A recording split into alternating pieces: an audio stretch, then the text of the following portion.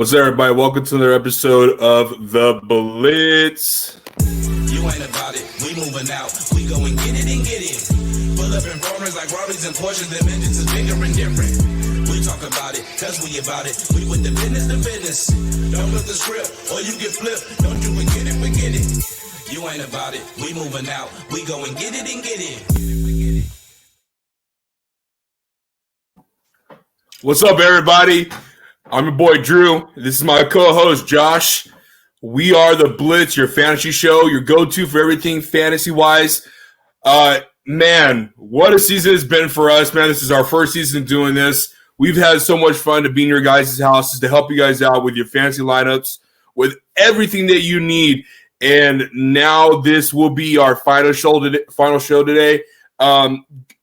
Give us your questions. Give us your comments. We're going to recap the last three games yesterday and obviously the game on Christmas Day, which was the Saints and the Vikings. We're going to talk about Alvin Kamara, his historical performance against the Vikings. And we're also going to dive into today, give you our injury report that we have, the information that we have gathered today.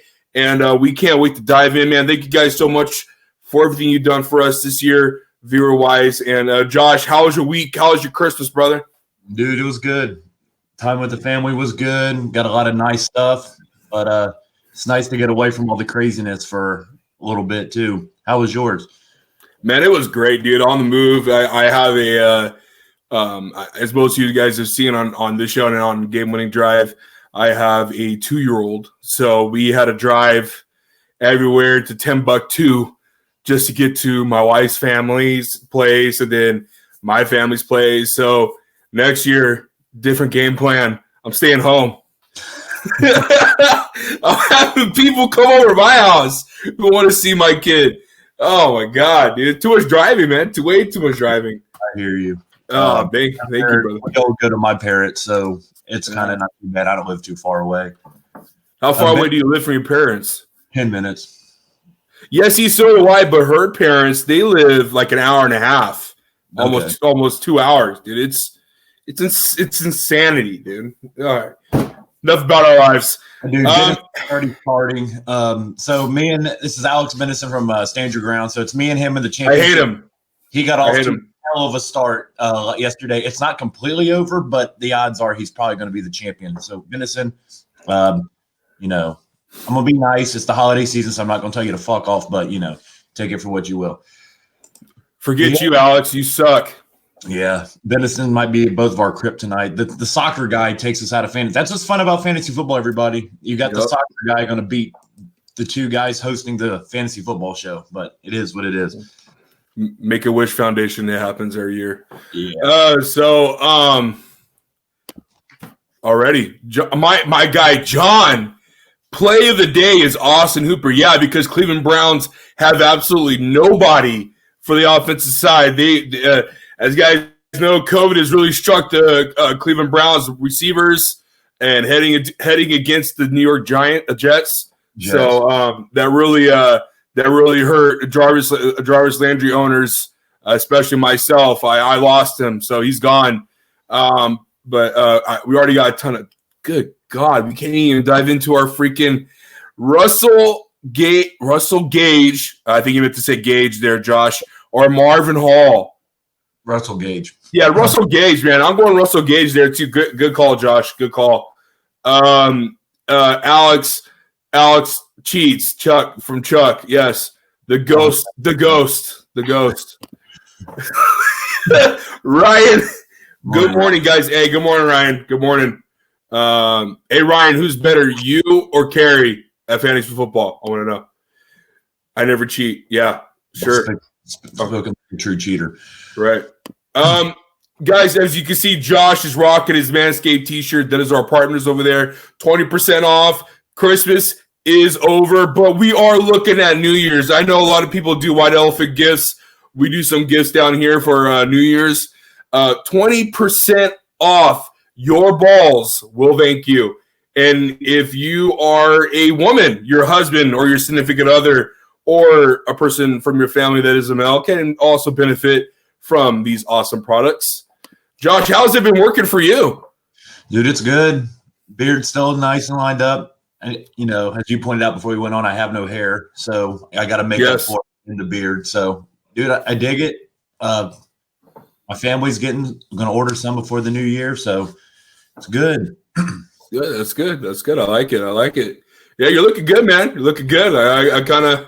I've been using the tip and lining it up the goatee a little bit. You know what I'm saying? Yeah, luckily it doesn't come in on my sideburns, but that's more of a operator error than a Manscaped problem. So, no.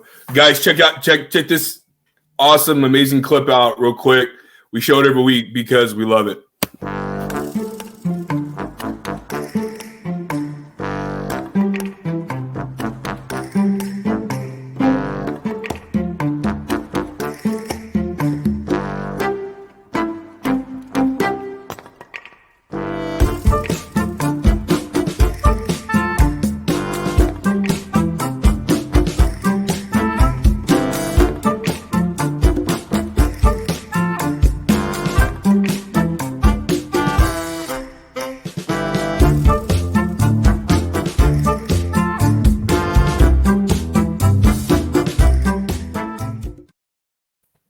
Yes, sir. Your balls will thank you.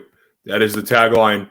Guys, here we go. Let's get into it. Let's dive into it. Josh, first quarter is our quick hits and our latest news. Josh, what do you have for the people today as far as injury report is going for today's football games? All right, so people who picked up Tony Pollard and it paid off really well last week, unfortunately, he probably isn't worth even having on the roster this week. Ezekiel Elliott is back against the Eagles, and he will start today. So him to get most of the carries. As Ezekiel Elliott owners know, he struggled all year. He has more fumbles than touchdowns. He's barely averaging 4 yards a carry. So, unfortunately for Tony Pollard owners, Zeke's back, and I never thought I'd actually be saying, "Oh my God, I can't." It's so terrible that Zeke's playing today, but that's kind of where we're at. Chicago Bears receiver Allen Robinson, as the Bears are still clinging to a possible playoff spot, will play against the Jaguars today. Marquise Brown of the Baltimore Ravens will play today against the Giants. Tyreek Hill, who didn't practice one day this week, but he will be active for the Chiefs today, which that's obviously a huge one. Chiefs win, they get the number one seed in the AFC. This one kind of hurt me. Keenan Allen is out. Yes. That kills me because, I have Cooper Kupp on the bench, but Keenan not being able to play the last 2 weeks has been definitely shitty. And Antonio Gibson, who's been recovering from turf toe, the Washington football team's actually really good rookie running back this year, is expected to play against the Carolina Panthers today. So okay. Active. Alex Smith. Archie. Alex Gibson is supposed to play today. You need to get him back in your lineup and take off Pollard. Yep. Alex Smith looks like he will play. He's pushing. And as long as he tests well in pregame warmups, he will be good to go. But he's going to be without Terry McLaurin, who is out, and that's their number one receiver. So Logan Thomas, who Benison just coincidentally has today, is probably going to get all the damn targets from Alex Smith. So that'll work. I'm just going to get destroyed today. Other than that,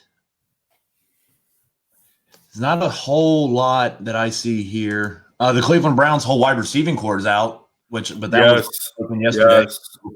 No Jarvis Landry, no Rashard Higgins, no Donovan Peoples-Jones. I don't really know what they even have left at receiver at this point. Looking at their depth chart, Jamarcus Bradley and Derek Willis get to start today for the Browns at receiver. Terry McLaurin's out. James Robinson is out for the Jaguars. That's a rough one. Probably the one of the best running backs this year for fantasy wise. James Robinson is out for the Jaguars. Waiver wire pickup of the year for this year. Without a doubt. A couple of things to get into before we dive in for more fantasy news. Urban Meyer has been reported to be on 2 NFL teams' radar. They're waiting on Urban Meyer to make that step forward. but it looks like that Urban Meyer may be an NFL head coach heading into the 2021 NFL season. That's some pretty big time news right there, because he's been pretty much godly in college football. Now, can he make that step over like Pete Carroll did after USC going to Seattle? What teams would be interested in him? We're going to dive into this on Game Winning Drive, but off the bat, Josh, I know we're a fantasy show, but what two teams do you think could be on his radar? Jacksonville. And what's the other team? Probably Detroit. I mean, but I feel like that's not a great fit for him. Jacksonville, he can go there, get that second overall pick, take his boy Fields and roll. And they're strapped with money. Who we just mentioned, James Robinson, good young running back. He can rebuild that team relatively quick. There's only one team in my mind that I see would benefit him the most, and that's the Houston Texans, because he has ties in Texas, and to be placed with Deshaun Watson is very intriguing for a coach of his stature. The other team, I agree with you on the Jags. I think the Jags could be a potential good fit for Urban Meyer and what he brings to a franchise. The guy's an instant amazing coach and great players coach. So I could definitely see that happening. Yeah, that'd be big. He's been talking about making the leap for years. I just need to actually see him do it. So let's get into it before we get into our buy and let's do our buy and sell. Before we get into our buy and sell, guys, check out this awesome brand new podcast commercial. This is going to be our lineup moving forward. You guys can check us out every day. Look at this. War. Tell them that's what we ready for. War. Tell them that's what we ready for. War. Bringing that to competitors. Till we see the confetti fall, be ready for war. Tell them that's what we ready for. War. Tell them that's what we ready for. War. Bringing that to competitors. Till we see the confetti fall, be ready for war. Tell them I'm ready, any opponent. The crown heavy and every minute is chosen. A path only fit for kings, and you won't know what this court means. What did you enlist for? If it isn't getting more rings, then you gon' have to switch your team. Trust me, it gets more mean. I'm a nightmare going up against your dreams. First step is explosive like a bomb hit. Bet if I let it fly, I cannot miss. And you ain't got a chance at the top 10 when you getting clamped all night by a locksmith. On the block throwing lobs to my top bigs. I'm a chef, no look with the top dish. Tie game, through the pressure as the clock ticks. Crossover, step back, hit a shot, swish. Tell them that's what we ready for. Tell them that's what we ready for. Bringing that to competitors. Till we see the confetti fall, be ready for war. This is how champions are made, but it never happens in a day. There it is. That's our new show. That's our new lineups. Looking forward to it. As you guys look at the bottom of some of the shows, it's seasonal. That means it just during the season that they will be on, and then we'll be taking a break. Obviously, the Blitz is a fantasy football show. We will be taking a break till August. So if you're sad to see me and Josh not together anymore, don't worry. I'll be joining in on the boardroom on Tuesday nights, and Josh will be joining in on Game Winning Drive in a couple of weeks at our big playoff show. So I'm really excited about that. Let's dive into it, Josh. Let's get into it. I know we're gonna have more comments coming in. Second quarter buy or sell. It's one of our favorite segments of our show. Let's dive. Let's get it. Atlanta Falcons wide receiver Russell Gage, 14 catches, 201 yards, 2 touchdowns over the last 3 weeks, 52 fantasy points over that span, which brings it to a 17.3 average. This is all production because of Julio Jones being out, obviously. Josh, are you buying or selling on Russell Gage today and next week? And next week, because some leagues do have Week 17 as their championship week. No, I am. The matchup today, Chiefs. So I imagine they're going to be behind, and Matt Ryan's going to air the ball out. And let's be honest, they have no run game. Todd Gurley has been benched.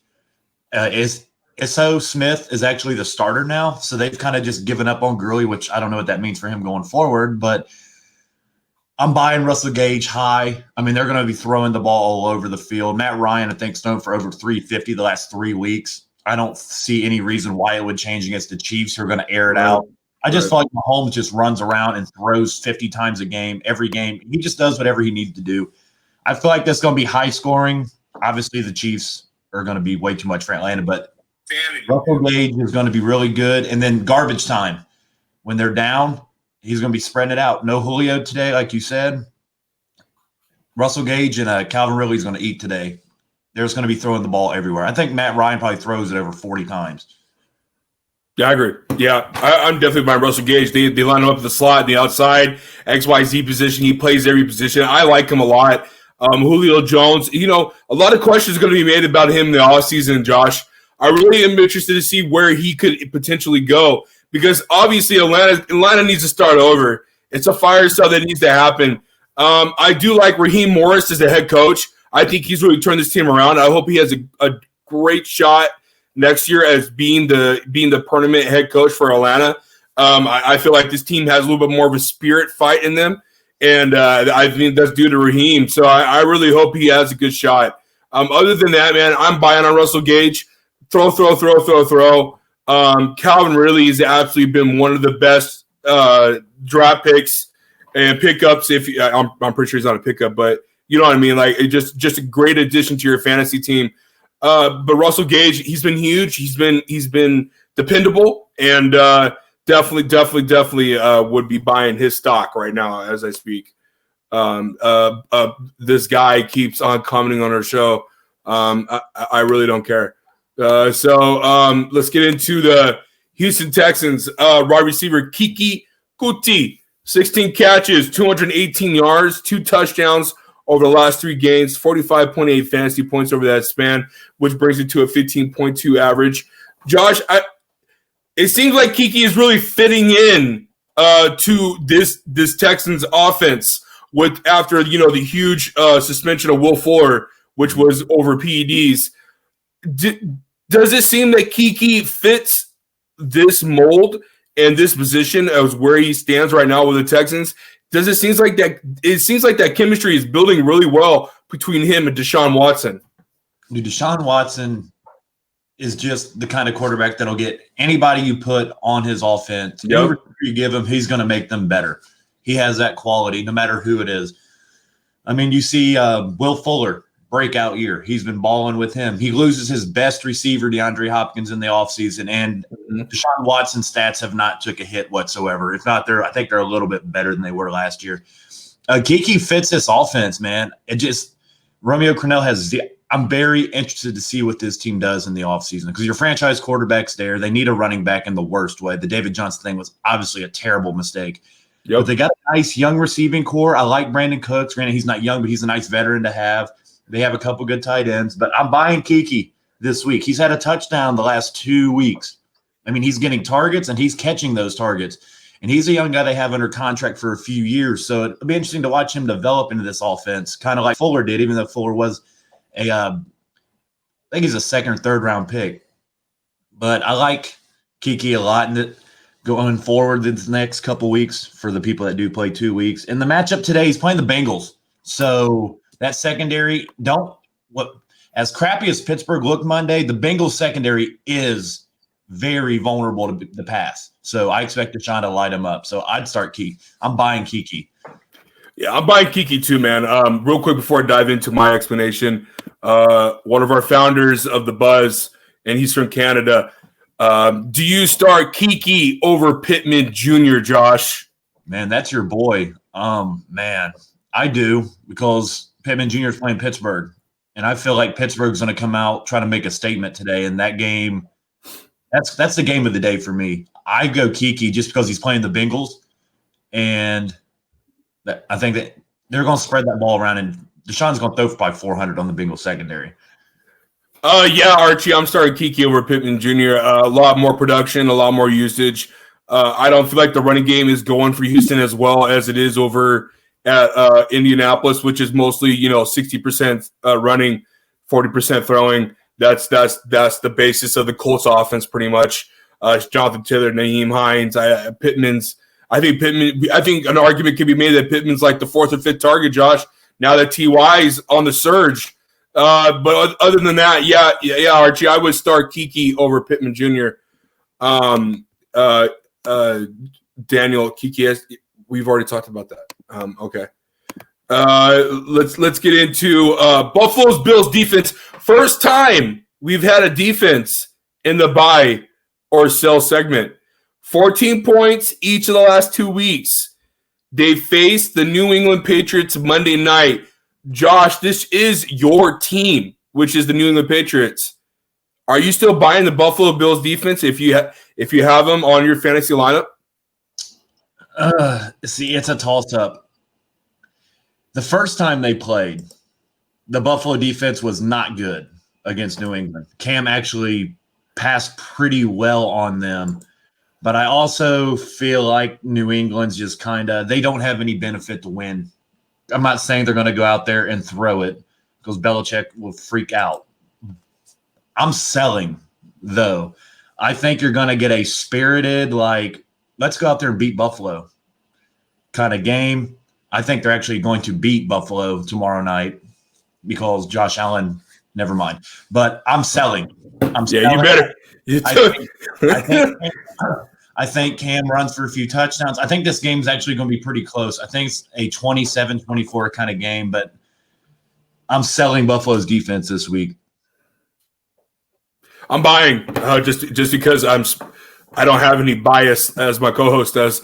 This is definitely Buffalo Bills defense prime matchup this week. Who's afraid of Cam Newton who can't throw more than 5 yards? It's easily Bills defense. I would be so happy if I had them as my defense for this week, for the championship week. This is a prime matchup. It's a division rival. But other than that, man, it's easy. This is taking milk money from the 5-year-old. Okay, this is how easy of a matchup this is for the Buffalo Bills this week.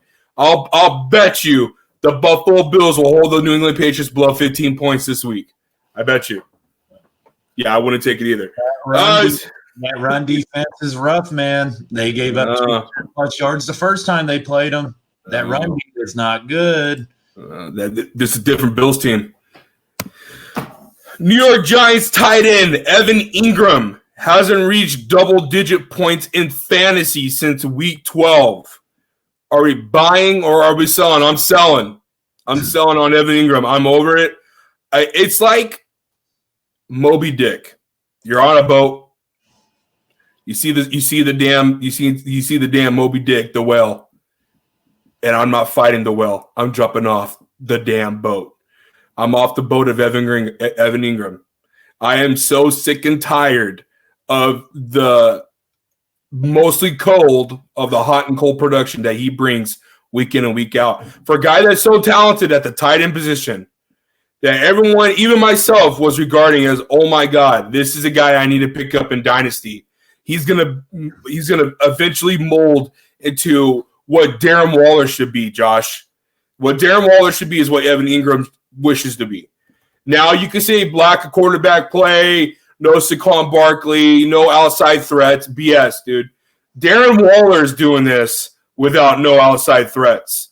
So I can't use that excuse anymore. And Derek Carr, to most people, is an average quarterback at best. Probably a little bit of good, but I mean, the fact that Evan Ingram isn't in their plans is just insane to me. I got to jump off the ship, Josh. I'm jumping off. I'm selling. I want him to get traded to somebody else and get a fresh start. The guy has too much talent. As you said, he's been the most disappointing fantasy football player over the last 3 years. Every year, somebody drafts him in the tops in the 6th or 7th round as one of their – specifically to start at tight end because banking on this guy has potential. And, yeah, you can make an argument. Quarterback play hasn't been that good. Danny Dimes is a turnover machine. And Colt – hell, honestly, they're a little bit better with Colt McCoy, which is scary as hell to say. But I'm selling. But I know tight end is such a hard position to find somebody to start in. I mean, there's only 6 to 8 tight ends you can really trust week to week. But I'm selling on the guy, unfortunately. I hope in the offseason in August when we're doing a preview show that we're Evan Ingram, now with the Dallas Cowboys. How will he fit? Or something? He wouldn't go there, but like just another team. Like I just feel they need to trade him to a team like Pittsburgh that needs a really good young tight end. I wonder what change of scenery would help him because you guys haven't had a good offense since Eli retired. Yeah, no. Well, I mean the offense was, since Eli's retired, there really hasn't been anything good out of New York besides Barkley. Other than that, I mean OBJ was OBJ. He was still killing it, but Eli was there. So I mean it hasn't really been anything promising in New York besides the running back. I don't understand it and I don't get it. New York Jets running back Tyler Johnson, who was a huge waiver wire pickup last week, averaged 13 points a game over the last 200 total yards, 2 touchdowns over that span. Are you buying or selling, Josh, on Tyler Johnson? I actually like Tyler Johnson a lot. He's catching a lot. He's getting a lot of targets out of the backfield as well, probably because when Sam Darnold, whoever's playing quarterback, drops back, he has about a half of a second before he gets hit, so he has to get the ball out really quick. And conveniently, Tyler Johnson's just standing right there, so he's the quickest outlet. But he's also running really well. Like I said, over the last few weeks, he's been coming. People have been picking him up left and right. He's a really sneaky flex or running back too if you're in a bind. I mean, the Browns, their run defense isn't that great. The Browns, it's average at best. So I feel like the Jets, even though they didn't need to win, but whatever, coming off their first win of the season, are going to be playing with a little confidence. The Browns are coming in hoping to, almost clinch a playoff spot today if they win. I think they're pretty damn close if they win. But I think you're going to see a lot of Tyler Johnson.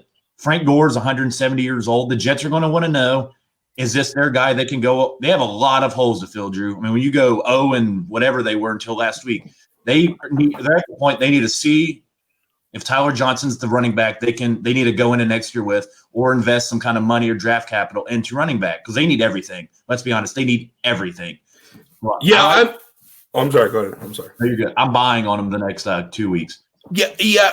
Talk about the future of the New York Jets. I mean, there's a lot to dive in and to fix those holes. Offensive line, if Sam Darnold's the centerpiece and is going to remain the centerpiece, they screwed on that because now he's getting out of his rookie deal. They're going eventually to have to pay him or let him go. So with that being said, Josh, offensive line, it has to be – if their first priority is to make sure they have enough capital to sign Sam Darnold because he has talent. I actually like Sam Darnold a lot.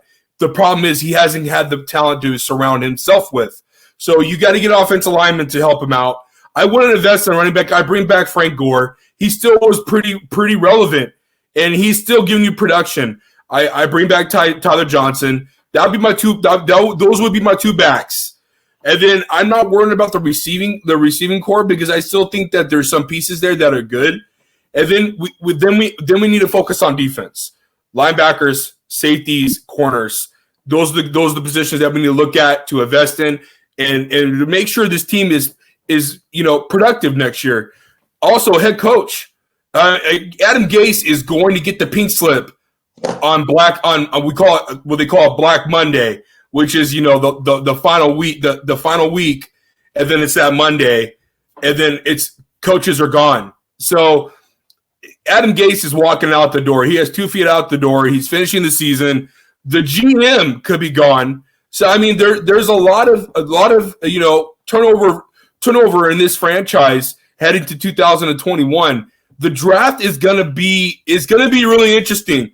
Do they go with Sam Darnold, or do they roll with Fields if he's available, Lawrence if he's available? My strategy, Josh, is a team like this that has so many holes. I'm trading back, and I'm trying to get as much draft capital as I can get because you're not going to be good for the next 2 to 3 years. Buffalo Bills will be the mainstay of this division and probably the Miami Dolphins.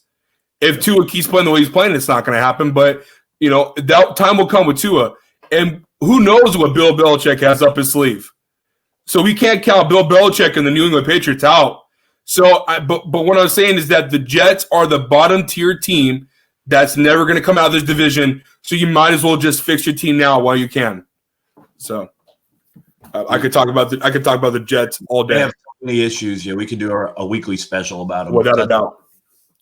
Without a doubt. It's like talking about the Jets is like listen to Daniel Barkley every day. Just annoying. All right, we'll move on. Before we get to third quarter, let's hit our final commercial we got for you guys. A little social media ad. Check out the Buzz where you guys can find the Buzz.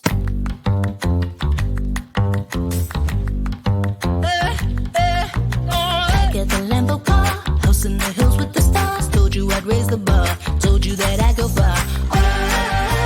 Baby, it's crystal clear. I'm not a souvenir. I'm not an accessory. I'm a necessity. So come and check me out now. I'm a necessity. So come and check me out now.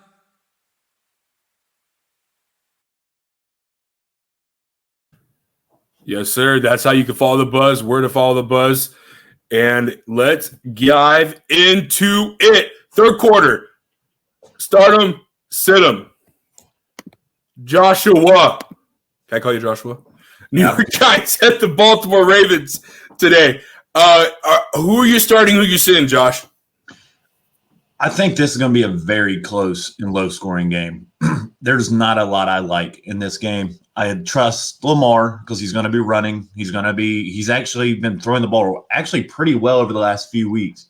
But the Giants do have a very underrated defense. I think people look at their record and just assume that everything they do is bad, even though they are in the thick of the NFC least division crown, which I think every team at this point is still involved somehow. Like, I think every team in that division can still win the division, which is absolutely baffling. But I trust Lamar. I don't – Mark Andrews, I'll trust – he's been playing a lot better lately. It seems him and Lamar's back on the same page. The Giants, man, I'd like to say nobody, but receiver, I don't know, Drew. There's not many – I don't trust anybody on the Giants. This is a bad matchup for them. Baltimore's fighting for their playoff life. Their defense has been getting ridiculed because honestly, their defense should be a hell lot better than it has been this year with all the moves they made in the offseason. We were talking on game-winning drive before the year started about this could be the best defense in the league. They just have depth. Yes. Every Pro Bowlers coming in, rotation, 6-7 Pro Bowlers they added on the defense, and they've been absolutely an embarrassment the last month. I think this is going to be their shut up or shut up game. The Giants, Danny Dimes, what's he do? He turns the ball over. So I think the Baltimore defense is a good start because defenses matter, people. Defense can win you games in fantasy. Trust me. But I hate to say it. I'm not starting a Giant. Okay. A couple of minutes here of breaking news here. Let me dive in real quick. Ian Rappaport just came out today saying that Dwayne Haskins will start at quarterback day. Alex Smith isn't ready, but he should be good to go next week. After such a rough week for Dwayne Haskins, going to the strip club and throwing money out in the strip club and partying up, no hand sanitizer. He was removed of the C, which is the captain status, and it looked like he didn't have a shot to start, but he's starting. I don't blame the Redskins going with him and going with the hot hand or in a playoff hunt. So just a little bit, tad bit of information there. Also, Marcus Peters is out for the Ravens. So I mean that's another huge piece of the Giants. That game is really interesting because the Giants are in the hunt as well for the division. So like you said, Josh, so it's gonna be really interesting to see what the Giants are gonna do offensively with Daniel Jones, who's hampering injuries left and right. We'll see how long he can stay out at quarterback. But with that being said, I'm looking at this game, and the only people I trust here in this game is Wayne Gallman for the Giants, the running back. That's the only guy I trust. And for the Baltimore Ravens, it's anybody on offense. Mark Ingram is out, so I trust J.K. Dobbins. I think J.K. Dobbins is a fierce runner in between the tackles. Hits the gaps like no other. I love his maturity since week 1 to now.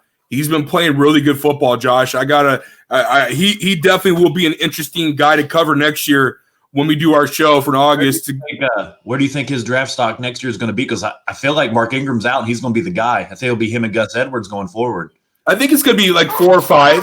ADP would be 4 and 5. I think that's a fair bet for him. It's all dependent on what Gus Edwards is going to be in this offense, because he's that goal line back, Josh. So he's going to get the carries at the goal line. So touchdowns might be an issue for JK, but JK is the pass catching option. The pass catching option. So I'll be really excited to see what Baltimore's offense is going to be next year. And Mark Andrews, Giants have struggled against the tight ends, Giants defense, and so I expect Mark Andrews to feast like it's hometown buffet. He should have an all-day prime rib against this Giants defense. So we'll see how that goes. Sorry about my son; he's on a sugar high right now. Yeah, parents of the year. Atlanta Falcons against the Kansas City Chiefs. Real quick, I trust the Atlanta's offense. They've been on a roll. Matt Ryan's been playing great football, Josh. Kansas City Chiefs defense does not scare me at all whatsoever. They'll get the stops when they need to get stops, and they'll win the game, obviously. But for me, it's Matt Ryan, Russell Gage, Calvin Ridley. I'm not trusting any running backs, though, Josh. That running game is done. It's over with. Todd Gurley, he's gone. He's not coming back next year. And they'll probably retain Ito Smith and Brian Hill. Other than that, I don't trust Hayden Hurst. Kansas City Chiefs, plug them all in. It's the Kansas City Chiefs. I know that there's no CH. He's done. It looks like he might be done for the year. We don't know yet, but Le'Veon Bell, I do trust. I do trust Le'Veon Bell in the running game for the Kansas City Chiefs. Patrick Mahomes, Travis Kelce. Travis Kelce's on a pace to break the record for to become the first tight end to ever lead in receiving yards. So that's pretty cool. I'm gonna keep my eye on that stat, but that's where I'm at for this game. There's gonna be a lot of points. Hold on 1 second. A lot of points. Oh, the whole Atlanta offense. I don't trust, but Ridley, everything you said. Ridley, Gage, buying. Hayden Hurst, selling. Running game, selling. Hayden Hurst has been one of the biggest disappointments on that Atlanta team for this year, outside of Julio being injured all year. But you see the production. Matt Ryan still he's putting up stats and getting numbers even with his best receiver out, which I think Julio will be on a different team next year. But I want to give some respect to a dude averaging 12 fantasy points a game. The kicker of Atlanta as a start. Young-Ho Koo, 12 points a game over the last 6 games. He's the number 2 ranked kicker in fantasy behind Justin Tucker. You want a dude, he hasn't missed a field goal since week 3. The dude, and he hasn't missed an extra point all year. Trust me, there's a lot of kickers out there missing a lot of extra points. Tampa Bay's guy hurt one of my buddies yesterday. He missed 3 extra points. Yeah, he got 8 points, but those 3 could be critical. Suckup missed 3 extra points yesterday, which might hurt him in the playoffs, but for fantasy-wise, still, that's 3 points you might need. Atlanta's kicker, Kansas City, dude. I like Le'Veon. No Edwards-Helaire, so Bell is finally might pay dividends. Darrell Williams, too, catching the ball out of the backfield is going to get an uptick based on Helaire being out. Tyreek Hill, I mean, what can you say? He might be the best fantasy receiver this year. The dude's a freak. Oh, yeah. Even with the hamstring injury, I'm not worried. Travis Kelce, usual suspects, Mahomes. Kansas City, you can just bank on it every week that even when they struggle, they'll have like a quarter where they absolutely blow it up. So, yeah, don't expect them to play that much because they are. I believe. I don't know if it's Josh, can you double check? I know for sure they clinch the bye. They need to win to clinch. Really? Yeah. A win. I thought they're up 3 games against Pittsburgh because Pittsburgh's been losing. Hold on. So the playoff. Well, there's 2 games left. So if they lost out, let's see. No, so Kansas City needs to win because Buffalo would win the tiebreak. Hold on. They lost to Buffalo. They need to win. They win and they clinch everything Because if they lose out, they have 2 conference games, right? So if they lose out and Pittsburgh wins out, Pittsburgh would actually take over the 1 spot again. Okay. All right. Because they're 2 games back right now. Okay. All right. Well, then they'll definitely will be resting their players next week because you know there's no sense of playing. They're going to win today. No. Carolina Panthers at the Washington football team. As I just stated, Dwayne Haskins is starting. That was a little bit of breaking news. Washington's football team. You know, Terry McLaurin's out, so I'm looking at Sims. I'm looking at him being the guy who could step up for the receiving end for the football team. But overall, I believe this is going to be a running game, and so I'm all over J.D. McKissick today. He probably just inserted himself as my must start of the week for running back because there really isn't anybody else they're going to be throwing to. Logan Thomas is there. I like Logan Thomas, but Carolina's pretty good against tight ends, so I expect J.D. McKissick to have a great game today. Carolina side, pretty much. I think it's fair to say, Josh, that CMC is the biggest bust of this fantasy season. It's unfortunate due to his injuries. It's either him or Saquon Barkley. It's one or the other. It's just really bad, and it's really unfortunate for guys like me who drafted him first overall. But that's how great of a player I am. I was able to overcome the odds and make the playoffs still. Just saying. Other than that, for Carolina, it's Robbie Anderson. I'm looking at Michael Davis. Those are 2 guys I'm just looking at for Carolina. Great valiant year for them. I really like to see the future and what this team is going to be like under Matt Rule. I think Matt Rule is a hell of a coach. He did a really good job this year for what he had, and I can't wait to see what the Carolina does this offseason. One of the teams I will be investing a lot of my time in looking at what moves they will be doing. Washington's defense, I'm starting. That front line with that offensive line of Carolina that cannot pass protect, Washington's going to get after them. I'm actually starting Washington's defense this week in my championship game. I really like their defense. They're a little depleted on the back end, but Teddy Bridgewater also has not been lighting it up passing either. Like you said, Robbie Anderson, I'd start. Curtis Samuel's kind of been filling the CMC role, taking the offs, the slants, all the little things that McCaffrey did, but just obviously not at that level. DJ Moore, I don't really trust. He's been really hot and cold this year. He's another guy on Carolina's offense that kind of got lost, I think, in this new system. Matt Rule, they knew their defense was bad. So last year, every draft pick, they picked defense. Their whole draft was defense. So now their defense did greatly improve. I'm interested to see with Justin Fields, and Justin Fields is kind of in a downfall right now. If he falls to somebody like Carolina or they get a Trey Lance, what this team could be, because you obviously have the bridge. With Teddy already being there, you could easily have them battle it out. Best player wins. Then you have a rookie either take the job over, then you can get rid of Teddy after next year and clear out some cap space because it was pretty much a 2-year deal anyway. But for fantasy-wise, Logan Thomas is my must-start tight end of the week. I know Carolina's strong against tight end, but this dude's just getting targeted at a 29 targets over the last 2 games. The dude had over 12 catches last week. Dwayne Haskins knows this guy. I think Logan Thomas, we're going to be talking about a top 5 tight end going into next year. This dude has been balling out. Agree. He's huge. He catches. I was watching Thanksgiving with my dad. He's a Cowboys fan. He was catching 5-yard losses. Like, he just can't help but to catch the ball even when he shouldn't. It's like that would have been better if he dropped it and got it incomplete. He catches everything. Logan Thomas is my must start. Antonio Gibson being back, a huge get back. Him and McKissick have been great together.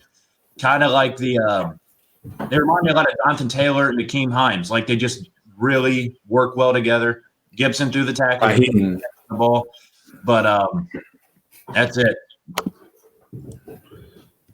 Dave and AJ, Jets win 2 straight. Here comes 7th pick.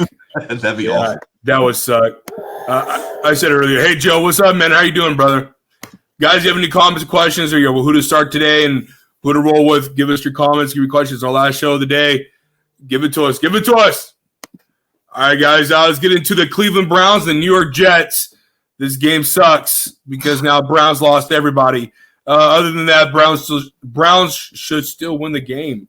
They're in the playoff hunt. I think they win today, Josh. They clinch a playoff spot. So a big game today for the Browns. They haven't been in the postseason since the days of Tim Couch in 2002. That's how long the Browns have been out of the postseason. So hopefully the drought ends today. Hopefully Baker can give us some Baker magic and the city of Cleveland some magic and give them something to be cheering about, because the Cavaliers ain't doing crap, even though they're 2-0. Don't care. Hey, don't care. Don't care. Don't care. With that being said, in the East right now, but that's no. Don't care. The Kareem Hunt, Nick Chubb, Austin Hooper has inserted as my number one tight end start of the week. And I'm starting Baker, even though Baker don't have anybody. I'm still starting him. New York Jets. Terrible. I don't know who to go with. Cleveland Browns defense, I'm starting. I'm not starting anybody from the Jets. I don't feel comfortable starting Frank Gore or Tyler Johnson. Don't like it. Don't want it. Don't need it. Go ahead, Josh. Why do I feel like Chubb and Hunt are just going to carry the ball 35 times each this game? Because Baker is just limited on who he has to throw to him. It's tight ends, man. Like I said earlier, these guys that are starting at receiver were literally on the practice squad 2 days ago.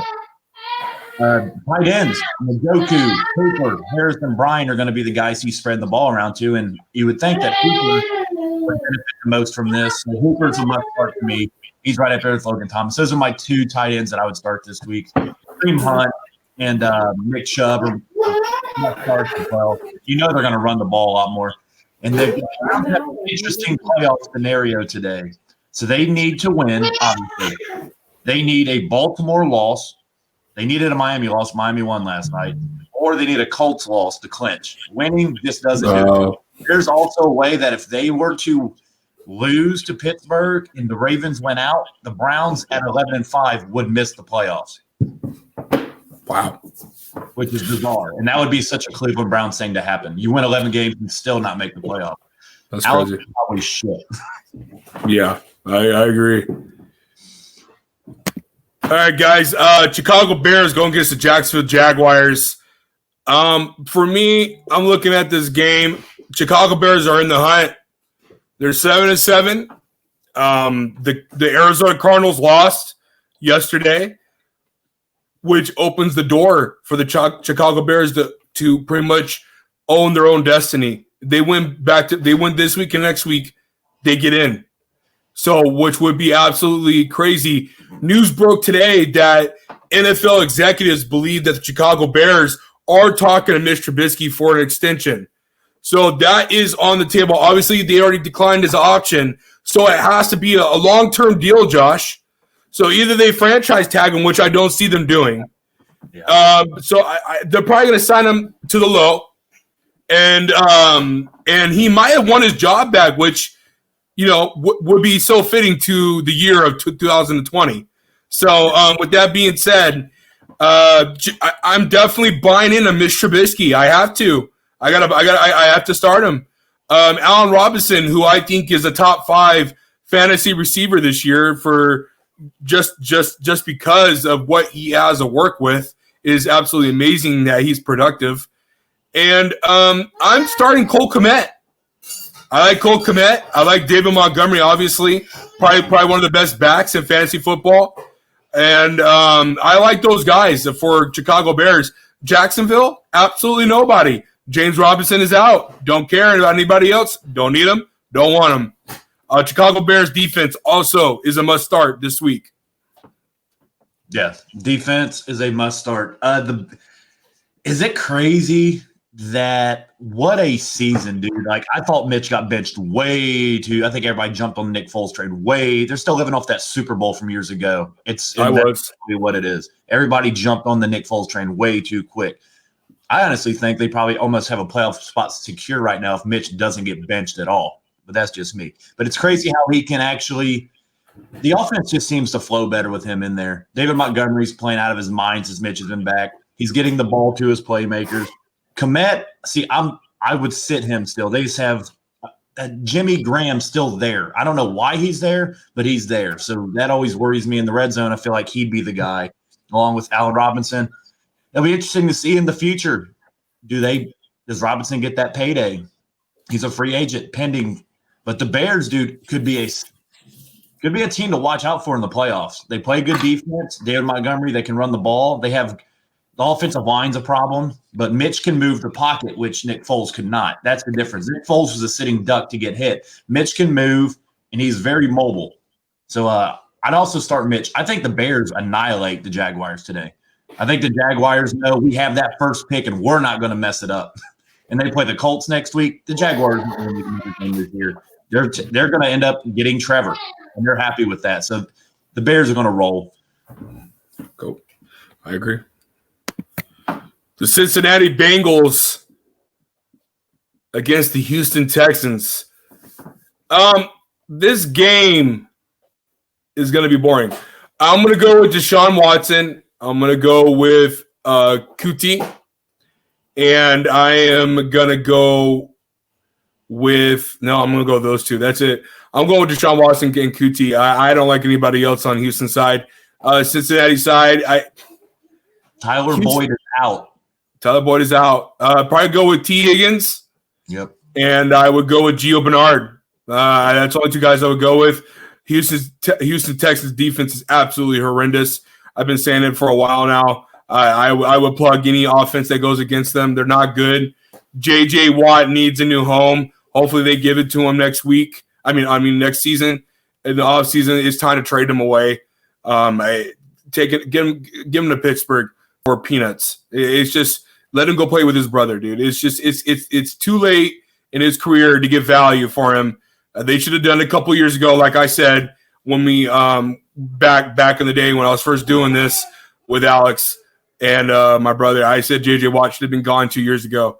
Hopefully they plug and they do it and get it plugged. And let's get on to the Bengals side. I like the future for the Bengals. Joe Burrow, if you saw his video yesterday on Twitter, he's already walking, which is amazing. I'm happy to see that. The game's better when these players are healthy. My son agrees. So I'm really excited to see what the Bengals' future is going to look like. And that's it, man. Yeah, dude, they draft very well. People kind of tend to overlook that. But the Bengals, most of their rosters draft picks because they don't spend money. And my sneaky start this week's AJ Green. This is like his swan song, man. You know he's out. He's not going to be back there next year. And he's been playing well. And Brandon Allen is back in the lineup, which we saw Monday. They beat Pittsburgh with Ryan Finley, who Taylor trusted enough to run the option a million times. Like, they didn't want to throw the ball. They knew Ryan Finley cannot throw the ball very well. Brandon Allen's back, and he was playing pretty well before he got hurt a few weeks ago. T. Higgins just jumped up. He's almost a must-start at this point because Houston, like you said, their defense is terrible. So it's going to be a boring game. There's nothing really to it except draft position, right? Higgins, I'd start. Drew Sample could be a sneaky start. He's been getting a lot of targets with Brandon Allen. He's the guy they invested a second-round pick. The Bengals are smart to where right now they're playing all their young players, and they're trying to see, is this guy a fit?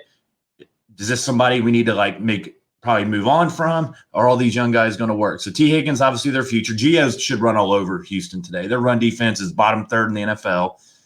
And on Houston's side, Watson, I don't like the running backs there. Even though the Bengals have just as bad of a run D as Houston, I don't know who they're going to use. And they both have the ability. So what was it last week? Duke Johnson got hurt in the first half and missed the rest of the game. And David Johnson the week before got hurt in the first half and missed the rest of the game. So they could be good, but you can't trust them. If you have a better option, I'd go with them. Kiki would be the most intriguing receiver for me. I feel like the Bengals know how to double Brandon Cooks, and there's not a lot. With Will Fuller being suspended, there's not a lot for Deshaun to throw to anymore. So Deshaun, with his feet and with the limited amount of weapons, I still think he'll deliver today. Agreed. Indianapolis Colts gets a picks for Steelers. I'm looking at this team, looking at the team of the Colts. Jonathan Taylor, Hines, really, really good starts this week against the Pittsburgh Steelers, who are losing, who have lost I believe, 3 linebackers now. Yep. So with that being said, I'm looking at the tight end, Trey Burton. I think Trey Burton can have a huge game against this linebacking core who can't cover. So I really believe this is going to be a tight end running type of game. Colts with the win. I like the Colts a lot in this game. I would start Phillip Rivers, and I would start T.Y. Hilton. And for the Pittsburgh side, I don't know what's going on. The offense is really inconsistent. It looks like they have been worked. They have been discovered. There's a flaw in their game, like Chase Young said a couple weeks ago. They've been exposed, and now teams are picking on it, and it's not working. Juju, Deontay, and Chase Claypool, the most drops in NFL from a receiving core this year. And people want to blame Big Ben, but Big Ben has been working with receivers who can't catch the ball in an offense that is required to throw the ball a lot because James Conner is done. James Conner is done. Sit James Conner. He is done. Hey, Josh, he's done. James Conner's done. Just get off the train. Get off it.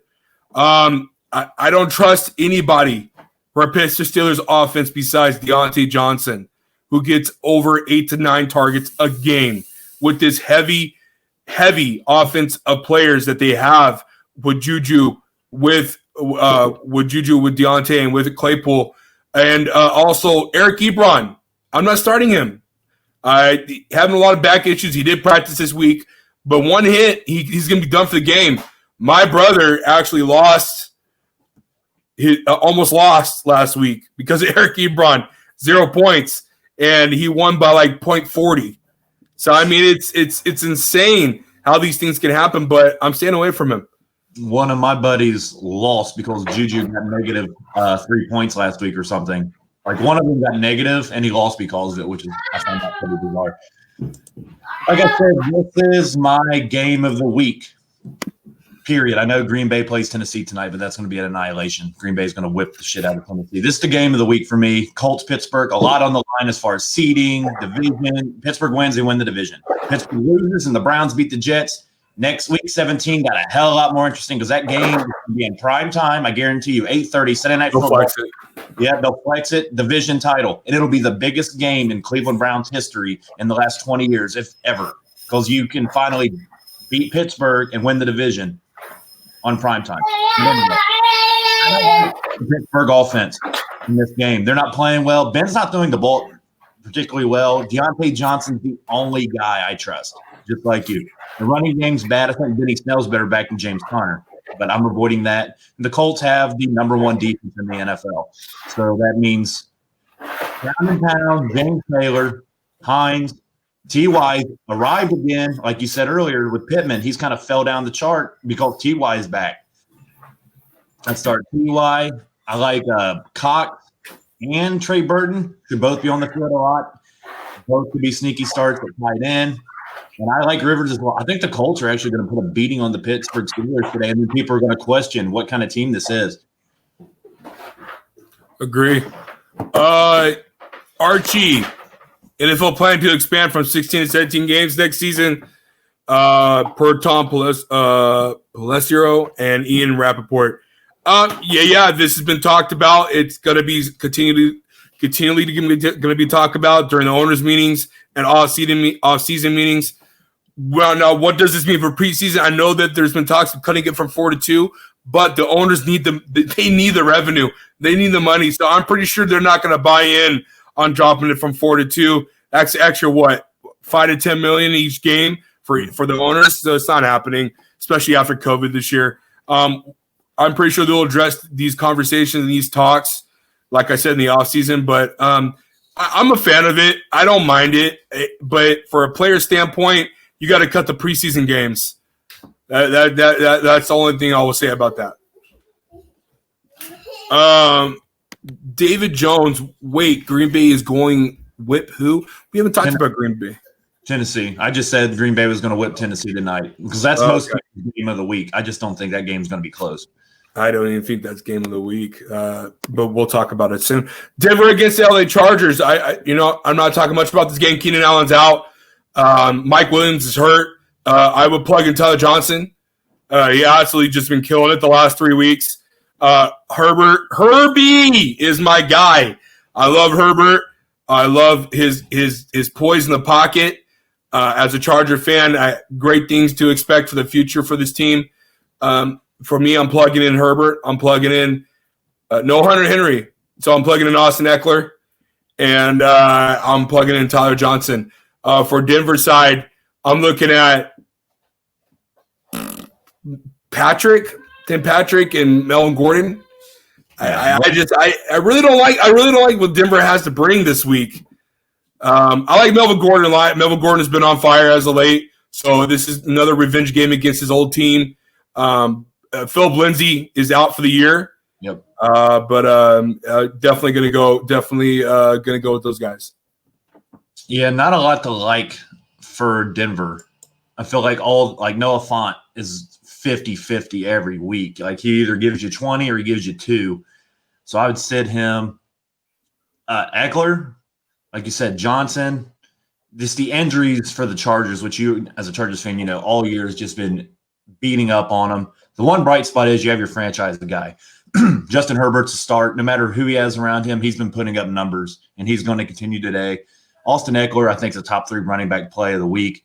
Dink and dunk, drop it down to him, spread him out, give it to him in space like you guys like to do. You spread him out 5 wide, open up the defense, and just hand off to Eckler and let him break people's ankles because he's literally he's that James White back. He's the guy you give the ball to. He can catch, he can run between the tackles pretty well as well.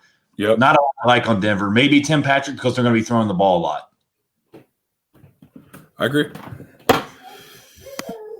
The Eagles are still in it in the NFC East against the Dallas Cowboys, who are still in it for the NFC East title. Only way they're going to get in the playoffs. This is absolute garbage of a game. I can't wait to watch it. No, not watching it. But fantasy-wise, we're looking at it. I like the Eagles. I like the Eagles quarterback. I think he's gonna do some things. He's been on fire as of late. If you guys have been watching the Eagles games, especially Philadelphia, he's actually proving that he belongs in the NFL. And I like him a lot. I like how he plays the game. A lot of running, good throwing. Carson Wentz is already complaining about wanting to get out of Philadelphia, which, come to expect, that doesn't shock me at all whatsoever. Alshon Jeffrey, sitting him. I don't want to start him, Josh. You know who's a guy I like, who I thought about plugging in this week, was Greg Ward. Yeah. He's getting a lot of targets, Josh. Over 8 targets the last 2 weeks. Hurts likes him. And I definitely wouldn't be mad at anybody wanting to plug him in for a last second, like the Jarvis Landry not playing. I will plug him in just to replace Jarvis Landry at the flex or the receiver position. And I'm also obviously Miles Sanders. You got to start him. Yeah. Tight end, Dallas Goedert. I'm starting Dallas Goedert over Zach Ertz. Zach Ertz is done for Philly. I think he will be moving on next year. And I think Goddard is going to be a sneaky tight end draft at the draft next year. He would be a possible, ADP 10 to 12 next year for Dallas Goedert. I think that would be safe to say. He'll get a lot of targets, Josh. He's getting a lot of targets last week, and I really like Goddard a lot. Dallas, Zeke is playing, so he's going to cut it. He's going to cut into Pollard's carries, which I think is absolutely ridiculous. I would sit Zeke and just roll with Pollard. But if the rumors are true, I know we haven't talked about it as much on the buzz, but if the rumors are true, Dallas could be seeking for a potential trade partner with Ezekiel Elliott coming into the offseason, which would be interesting in their cap situation, Josh. That's a lot of dead cap, and they still got to sign Dak. So I'm going to be really interested to see what they're going to do there with Dallas. Amari Cooper is going to be playing his last year in a Dallas Cowboys uniform next year. Next year will be his last year. Then the team can opt out and trade him or get rid of him, and there will be no hit. So I'm really interested to see what they're doing, Amari.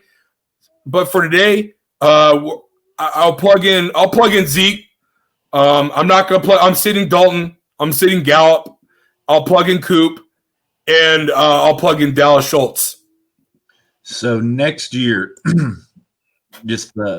for that Zeke number, if they were to trade him before June 1st next year, the dead cap's not really. It's 1.2 million, and they would save 14.9, and they'd only have a 1.2. But if they wait till after June 1st, that significantly jumps up. So the goal would be to move him before June 1st. And they're, like you said, the Jets have already been a team that's shown interest. Like, yes, need players. That'd be a good fit. They need sell tickets, right? Next year, hopefully we have fans, and nobody's going to come to Jets games to see, well, it should be Trevor Lawrence, but they screwed that up. But like, you have to sell tickets. Zeke will do that and maybe revitalize his career down there. The running backs in Dallas, you can't start either now because Zeke just messed up Pollard. And then I think Pollard's going to be more into the offense than normal with Zeke battling injuries. But I can't trust either of them. Jalen Hurts is one of the top starter quarterback of the week. Dallas's defense has not been good all year. This game screams high scoring. Like, I'd plug in Andy Dalton, CeeDee Lamb. I mean, I just think this is a NFC East battle. The loser's out, right? Dallas wins, and if something happens that Washington loses to Carolina, Dallas is sitting right there at number. Yes, still in that division, right there. They just got to win out. Losers out, winners in. You're going to get the best from both teams here. I think Jalen Hurts puts over 40 points in fantasy today. I think he just balls out, but I think Andy Dalton's going to throw 3 or 4 touchdowns too. This is going to be a high-scoring game, and I don't think there's going to be a lot of running in this game. So I would avoid all running backs except Miles Sanders because he actually catches a lot of passes out of the backfield. Okay. All right. I'll be watching this. My parents are diehard Cowboys fans, so this game will be on the TV at 4:30 with wings. And did you know that Daniel Barkley, his nephew is Andy Dalton? Did you know that? That's interesting. I got to drop Andy from my fantasy team real quick. Yeah, I refuse to say Daniel's last name right. We don't care. LA Rams against the Seattle Seahawks. This is my game of the week. A lot of implications on this game. This is pretty much the NFC West title, right, Josh? So if we're looking at this game, the Rams won the first matchup. So if we're looking at this game and we're looking to see what's going to be good, what's going to be bad, I like the Rams a lot. I think the Rams are going to come out swinging at the fences against the Seahawks defense. I know they have Jamal Adams as safety. I know their defense is a lot better as of late because of the players they're getting back. But Cooper Kupp, Robert Woods, Jared Goff, this offensive line, and the rookie standout Cam Akers, who's been on fire as of late. Is he out? He's out. Oh, so Malcolm Brown is going to be starting or Henderson? It looks like Malcolm Brown starting. Malcolm Brown, okay. Well, it doesn't matter. It doesn't change the fact that I like the Rams offense a lot more against this defense than I do like the Seattle Seahawks offense against the Rams defense. I think the Rams defense is here to play. They're going to win. They know the title's up for grabs, and they're going to win it. They're going to win it tonight, and they're going to win next week and to secure it. If they win tonight, it's theirs because they'll win the head-to-head. So they'll be 2-0 against Seattle. They'll still have to win next week because they'll have the same record tonight. So if they were to lose next week and Seattle were to win, Seattle would be a game up because the Rams are 9-5, Seattle's 10-4. But if they would have beat the Jets, they would have won the division if they won tonight. But that's crazy. So that being said, I got the Rams tonight for the offense. For the fantasy wise, I got Russell Wilson.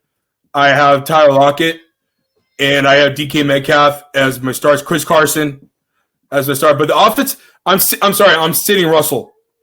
This offense scares me because it's lacking. It's lacking something, John. I've been trying to understand how do you go from being so dominant. Yeah, he hit and then just whisk away like it makes no sense to me as a fan of football and someone who's played the game. I have never seen an offense just go away like the Seahawks have in the last couple of weeks. I mean, they barely squeaked out a win against Washington. I'm looking at, are you doing zigs? Are you doing zags? Are you going ins? Are you going outs? What's the route combination? What's the offensive line? The offensive line has gotten weaker and weaker as the weeks have gone by. It's almost like Russell Wilson was disguising their offensive line, which we all agreed was one of their weak spots heading into the season. Yep. But it seems like they were playing great, and then all of a sudden they just forgot how to block. So I'm truly puzzled by it. You know, it's really daunting to see how bad they've become, but maybe they can fix it. Maybe they'll figure it out, because this team with the proper play at offensive line can be a dangerous team in the postseason. So they need to get it together. I still got the Rams, but those are the guys I'm plugging in. I'm sitting Russell Wilson.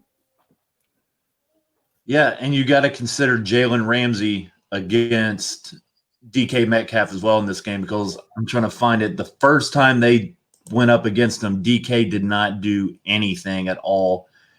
Actually, Tyler Lockett, to me, is the most appealing Seattle receiver to play, because you're going to have DK lined up one-on-one with Jalen Ramsey. 4 targets, 2 catches, 23 yards, first time they matched up. So I would actually sit DK Metcalf and start Tyler Lockett over him, just based on you're going to be with Ramsey. Would it surprise me if DK got the better of this one time? That's only the second time they've really matched up since DK's really been that guy. Last year he was a rookie. He's still he's still learning as he went. Now he's kind of like a top 10 receiver. DK Metcalf was been balling all year. But I still trust Tyler Lockett more. His targets doubled the first time they played. I mean, you got Greg Olsen, Freddie Swain, Travis Homer, and Will Disley, and David Moore. I mean, who do you think Russell's going to throw the ball to? I think the Rams are embarrassed that they lost to the Jets, and I think they're going to actually have to – they're going to come out today and prove that they were embarrassed. You have people like Aaron Donald who are not going to sit around and take that. I think the defense plays well. I feel like this game would be better at the 8:30 time tonight. I really do. I really wish this was the flex game and not Green Bay and Tennessee. Cooper Kupp, I get it. Aaron Rodgers, whatever. He sells. It is what it is. Tennessee's good, dude. Tennessee's good. Yeah, well. Anyway, Cooper Kupp, Robert Woods. I think it's going to be a lot of throwing with, like you said, Cam Akers being out.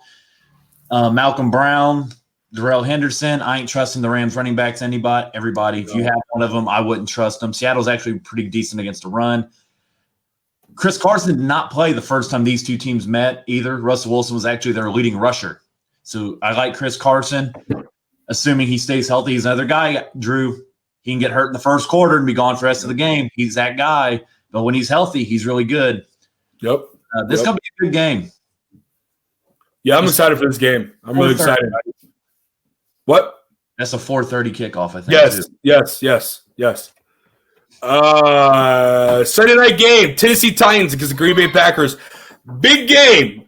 Green Bay needs to win to stay ahead of the New Orleans Saints with a bye. They pretty much clinch a playoff spot.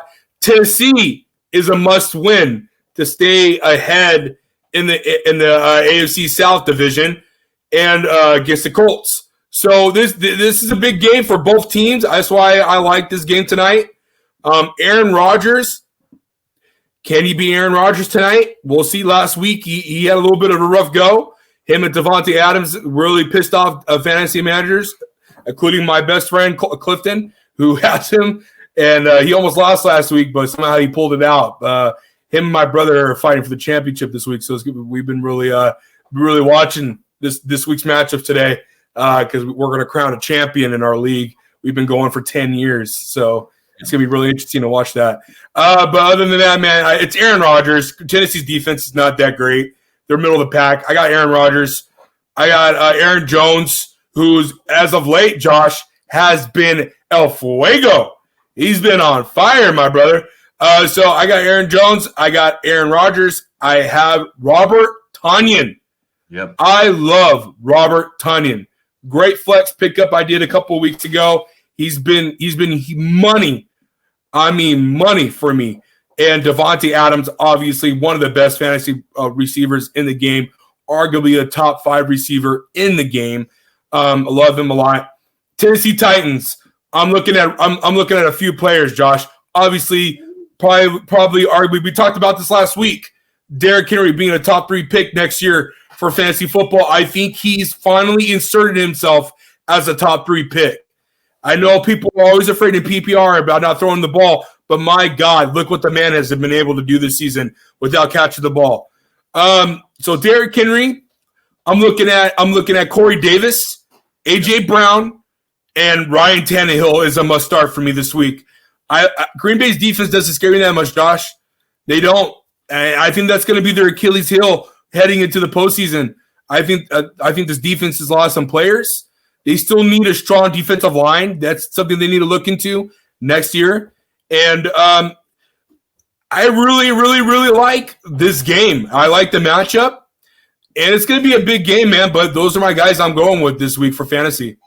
Yeah, Tennessee would win the division with a win and a Colts loss to Pittsburgh.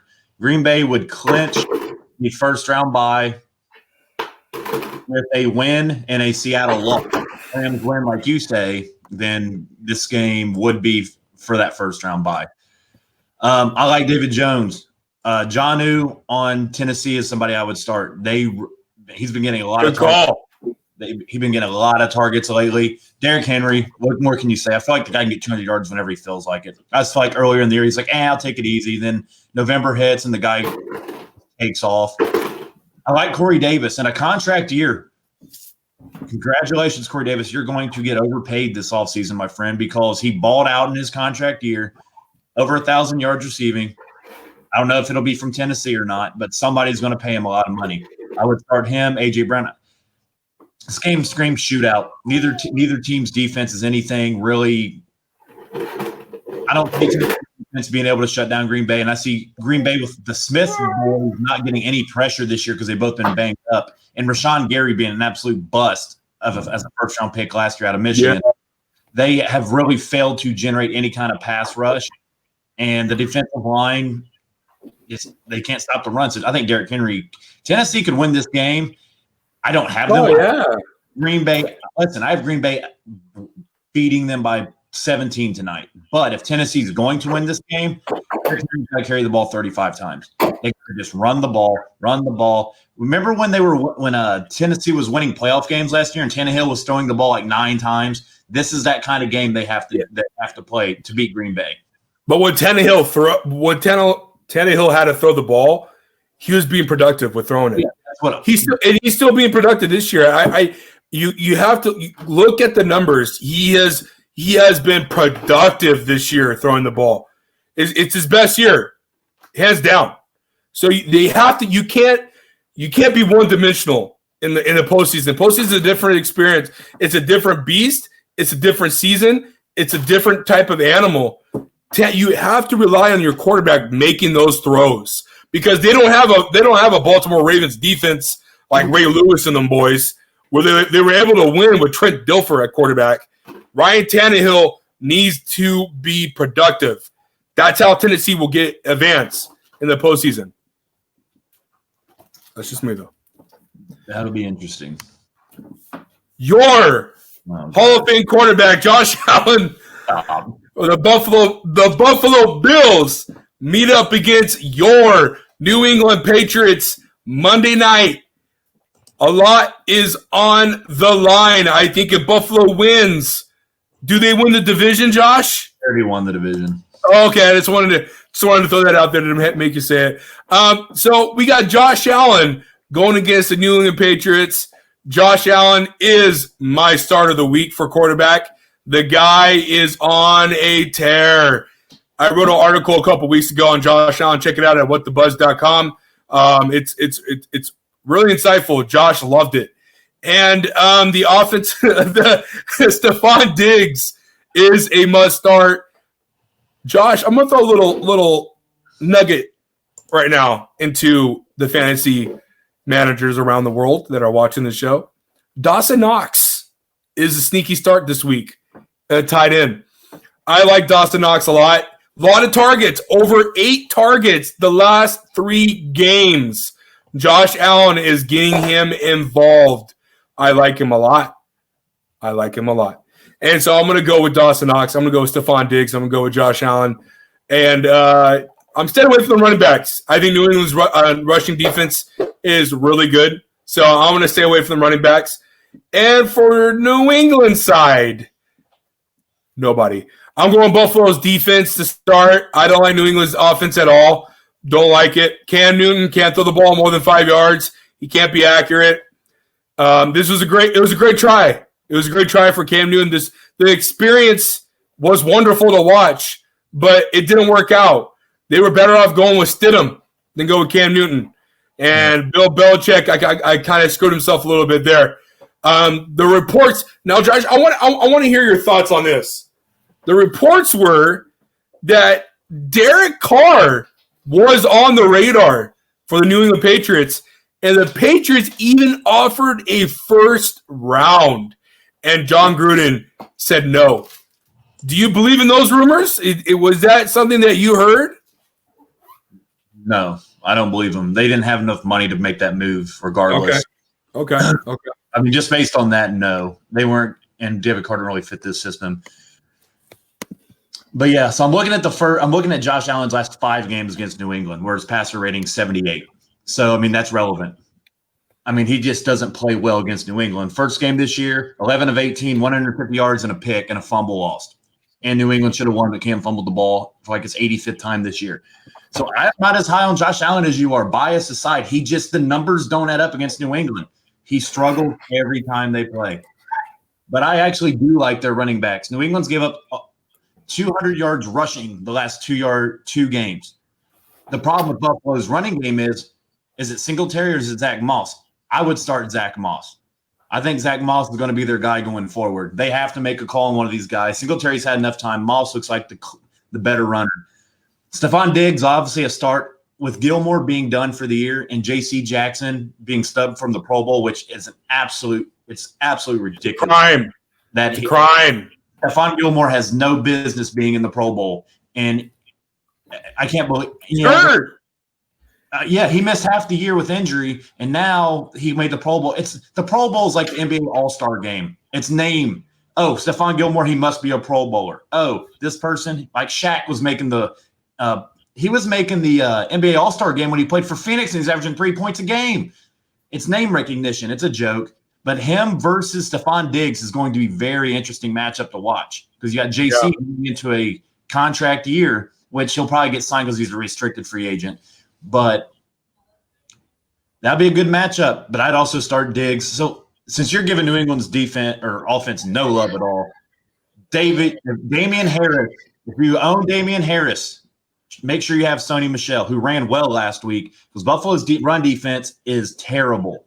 Oh, that's where Buffalo is going to get hurt in the playoffs this year when they lose to the Baltimore Ravens in the first round of the playoffs this year because Josh Allen can't win that big game. So Damian Harris or Sony Michel, I would start against this defense that gave up almost 200 yards rushing to New England the first time they met. And you got Cam Newton. I would sit Cam Newton. His only ability at this point is running the ball. But if you're going to take a flyer on a receiver, it would be Jacoby Meyer, who out of being a Patriots fan this year, the few good things I can take away is that we were absolutely awful on offense, and we were still in the playoff hunt with 3 weeks to go, which is shows how great Belichick really is. And he got as much as he could have out of this roster. He got it. And next year we have a good young core on defense. Those 10 players that opted out, most of them will be back, I'm sure. And we'll see about quarterback. I think we end up with Garoppolo. I hope I'm wrong, but we'll see. But the running back and Jacoby Meyer are the only ones we're starting for New England. David Jones, it's name recognition, but some of the names, I don't know, like Andres Pete makes you want to holla and throw up both my hands. Yeah, he made the Pro Bowl, and he's one of the and he's always letting Breeze get smacked. It's so ridiculous that J.C. Jackson has 8 picks and set an NFL record for most games in a row with a pick. He wasn't even on the ballot at first. They had to go on. Patriots fans had to go on Twitter and bit to get him on the ballot. And now he ain't even on the Pro Bowl. It's ridiculous. Brady over Belichick. I agree. Alex, my co-host of Game Winning Drive. I miss you so much. I can't wait to do our show next Wednesday. I agree. Brady over Belichick. Hey, Krogan. Josh don't like Brady right now. Hey, Krogan, you're great on the boardroom Tuesday. Thanks for showing up. Oh God. How can the Patriot fans? How can they hate on Brady? I don't hate the him. The man brought you 6 rings. That argument's just stupid. Like, you don't have to pick one or the other. They needed each other. Yeah. No, they don't. He made the playoffs. Oh, well. They went 11-5 without Brady. Did they make the playoffs? No, but they went. No, they didn't. Okay. Without Brady, and Brady can win without Bill, but they were better together. That's why neither of them will win a ring. Oh, without a doubt. So they're 50-50. I just think it's a dumb argument. People just need, like, Krogan, who's going to go 11-5 and miss the playoffs this year and feel my pain, but we'll see. Shots fired. Fourth quarter, man. Blitz Crew final thoughts. Listen, man, this show was created by Archie over, I think it was like, week 2, week 3? Yeah. And, it's actually turned out to be one of our best shows. We love this show a lot, Josh and I, and we love talking about fantasy football. Next year is going to be even more amazing, man, because we'll be more experienced, we'll be more ready. We're going to do a full draft process for fantasy to help you guys out to who to plug in, who to trust, who to draft, who to look at, when to take, when to strike. Going to be really awesome. Going to be really amazing.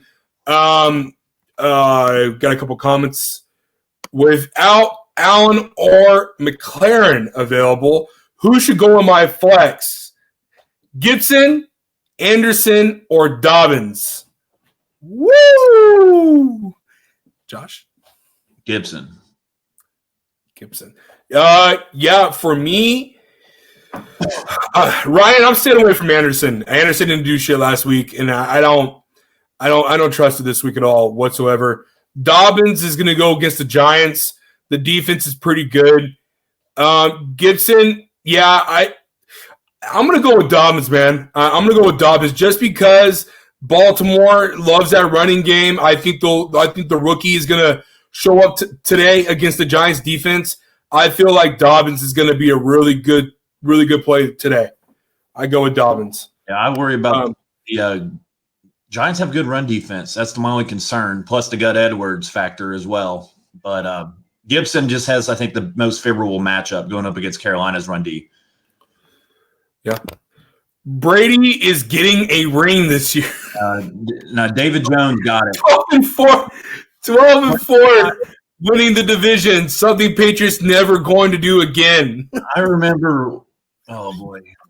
Bills or Dolphins owning that division for the next decade.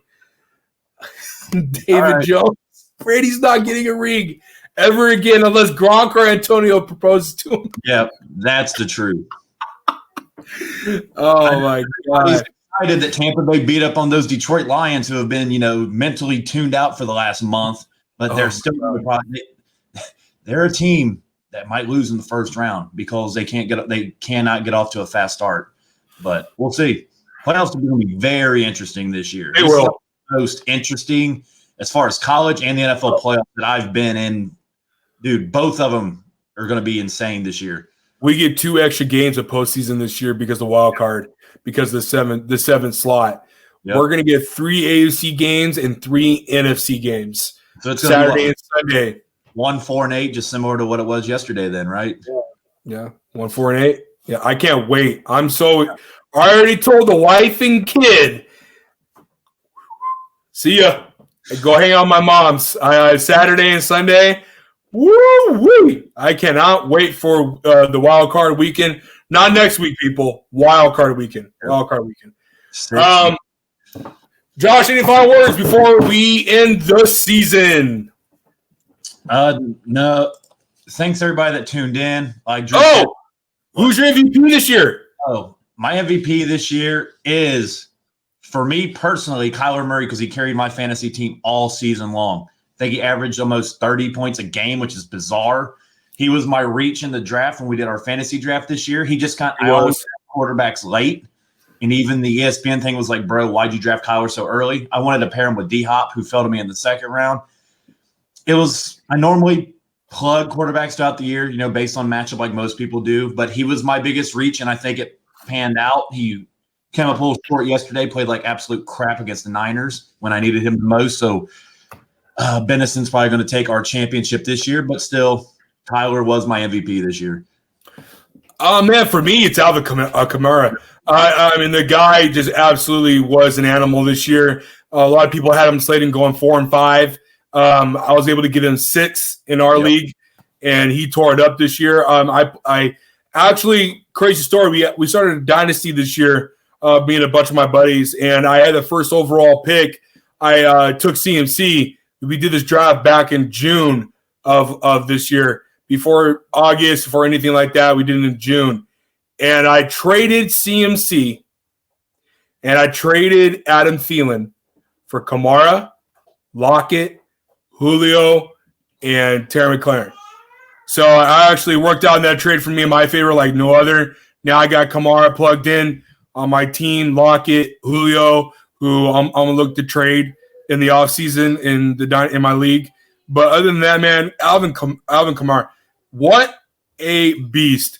A couple of days ago, he as we talked about, Josh, before this segment beginning of the show, the third most points ever in one game, behind, I believe Matthew Berry said behind Jerry Rice and Clinton Portis.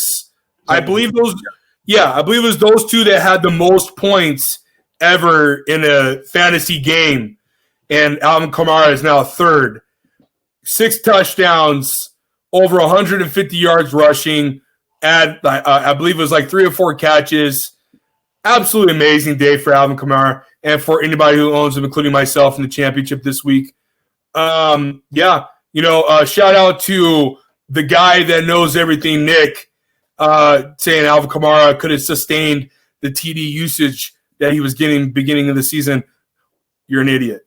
With that being said, man, that's my MVP of the year for fantasy for me. Josh, I know I interrupted you, but any final words? No, thanks for the support from everybody. Keep supporting the Buzz. Like Drew said, this show will be back in August, but we still got game-winning drive throughout the postseason. The boardroom's going to start picking up. College football playoff, the NBA season starting. Stuff's going to keep coming. You saw our new lineup. Have some other new shows getting integrated into the lineup now. Appreciate the support. We will be back better than ever next year. Learned a lot this year for fantasy. It's honestly only my 3rd or 4th year doing fantasy. I never really was into it. I'm one of those watch the games kind of thing, and I don't want any extra pressure because I'm watching the games. But it's been fun. Appreciate all the people, the comments, questions. I love the fact that I wake up on Sunday, have like 9 texts like, hey, should I start or sit this guy? It's really cool. And hopefully I can Cooper Kupp, David Montgomery, Jonathan Taylor, help a brother out today. I need to catch Benison. One of you got to get me 30, or a couple of you need to get me 30 to get me back into this. But, yeah, dude, and if one thing we learned on this show this year, put some respect on Dan Arnold's name. Dan Arnold will be a top 10 fantasy tight end next year. Bank on it. Oh, my God. And he will be a special guest on the boardroom at some point between now and next year. My MVP. It's funny that you wanted to bring that up because, put some respect on this guy. Jesus Christ. Josh Allen, favorite. He's going to be one of the best quarterbacks next year in the draft. But with that being said, man, thank you guys so much on a serious note. Me and Josh like to joke around a lot. The buzz is buzzing. Followers getting huge. YouTube subscribers. If you guys ever don't watch any of our shows, it's on YouTube. Just subscribe and it's on there. Over 100 followers. that's huge for a company that's only existed only a month and a half, I believe. Not even a month. I have no long we've. Yeah, not even a month. We are just killing the game, and we couldn't be killing the game without each and every one of you that have liked and followed our Facebook page, our Twitter account, and our YouTube and our Instagram. And it's crazy. We have a website that's available for all of our articles every day. Check it out. This is not the end of us. We will be back August of 2021. Like I said, we're going to be Josh and I are really excited for what the Blitz is going to be like next year. Thank you guys again so much for commenting. David Jones, always commenting on our show, being on our show. We appreciate it, brother. Thank you, Daniel, Archie, all the guys at the Blitz, our family. We appreciate it. And just commenting and just showing up, man. We do our best that we can, and we love waking up in the morning and giving you guys a show that can give you an outlet to help you out on your fantasy teams. And we wish you guys the best this week for your championship week. And it's really been a lot of fun doing this with Josh, and I can't wait to do it again next year. Thank you guys so much for supporting us, and thank you guys so much for supporting the Blitz. Check Josh out on Tuesday nights at the boardroom. He's going to bring in, like you said, college basketball, college football, and basketball and all that stuff. We also have Frozen Ropes. It's a baseball podcast. Hit 1,000 views. It's tearing it up. I enjoyed it, Josh. I don't know about you. I love that show. It's with Dave and what's the guy's name? John Hunter. John Hunter. Yeah. I love those guys, and really appreciate what they brought to the Blitz. Check them out. Archie Between the Pipes is going to be going on Friday night. Check them out. Buzz is just buzzing, man. Game winning drive Wednesday night. We'll be on. We're going to still talk about football. We'll be on all the way till Super Bowl week. So check us out. We'll be on every week moving forward. And a lot of exciting stuff, Josh. A lot of exciting stuff. I cannot wait. Yep, that Arena Rock show debuted with the Blitz last week. Did the Van Halen Album Mania. That was really fun to be a part of. Did really well. Got a lot of good feedback from that. That's every 2 weeks, as you saw in our new updated lineup, dude. We have content coming. Trust me, and there's more in due time. Yeah, in due time. Until then, guys, we will be back next year, August of 2021, like I said. And until then, thank you guys so much, as always. We'll see you soon.